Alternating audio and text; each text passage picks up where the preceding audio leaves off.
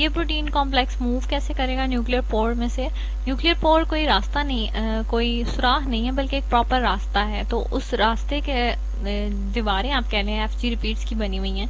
तो ये ऐसे प्रोटीन कॉम्प्लेक्स उसमें से मूव करता है कि पहले वो एक एफजी रिपीट के साथ बाइंड कर जाता है। जब अच्छी तरह बाइंड हो जाएगा तो फिर वो आहिस्ता आहिस्ता साथ वाले के साथ बाइंडिंग शुरू कर देता है और पिछले वाले से डिसोसिएट होने लग जाता है। और इस तरह वो पकड़ते पकड़ते एफजी रिपीट्स को कि एक के साथ बाइंड हुआ, डिसोसिएट हुआ, फिर अगले के साथ बाइंड हुआ, फिर डिसोसिएट हुआ, वो सारा रास्ता पार कर जाता है। और जब एक बार वो न्यूक्लियस में पहुंच गया तो फिर जो इम्पोर्ट रिसेप्टर्स थे जो उसे वहां तक लेकर आए थे वो वापस साइटोप्लाज्म में चले जाएंगे और न्यूक्लियर प्रोटीन जो है वो न्यूक्लियस में ट्रांसफर हो जाएगी।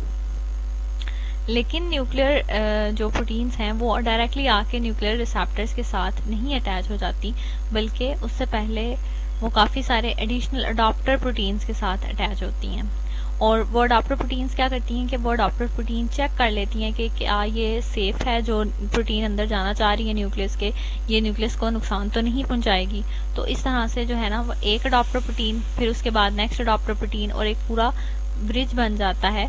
और इस तरह से वो प्रोटीन जो है फिर फाइनली न्यूक्लियर इम्पोर्ट रिसेप्टर तक पहुंचती है और वो रिसेप्टर उसे अंदर तक पहुंचा देता है। ये तो तरीकाकार था न्यूक्लियर इम्पोर्ट का, यानी कि प्रोटीन को न्यूक्लियस के अंदर भेजने का।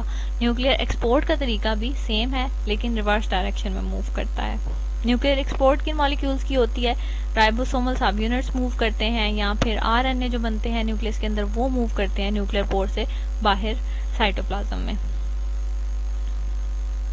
और इन जैसे अंदर आने वालों के ऊपर एनएलएस थे, लोकलाइजेशन सिग्नल्स थे, जो कि न्यूक्लियस को लोकलाइज कर लेते कि न्यूक्लियस इधर है, इधर जाना है हमने। इसी तरह बाहर निकलने वालों के पास क्या होते हैं? न्यूक्लियर एक्सपोर्ट सिग्नल्स होते हैं। इनके पास एक्सपोर्ट किधर जाना है, इन्होंने बाहर कहाँ, अगर न्यूक्लियस से निकलते हैं तो साइटोप्लाज्म में इन्होंने कौन से पार्ट में जाके रहना है या काम करना है, वो उनके पास सिग्नल्स होते हैं। और न्यूक्लियर एक्सपोर्ट सिग्नल्स को ट्रांसपोर्ट करते हैं न्यूक्लियर एक्सपोर्ट रिसेप्टर्स। ये दोनों बाइंड कर जाते हैं रिसेप्टर्स और सिग्नल्स, और फिर इसी तरह से जिस तरह पहले पकड़ पकड़ के वो अंदर आए थे, तो ये वाली प्रोटीन पकड़ पकड़ के बाहर निकल जाती हैं।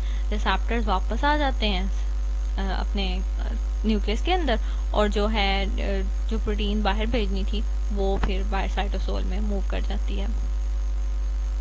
इस तरह से इम्पोर्ट एंड एक्सपोर्ट जो है वो एक दूसरे से स्ट्रक्चरली रिलेटेड फंक्शंस हैं। तो इनको भी एक स्ट्रक्चरली रिलेटेड जीन फैमिली जो है वो कंट्रोल करती है, और उस फैमिली का नाम है कायरोफेरेंस।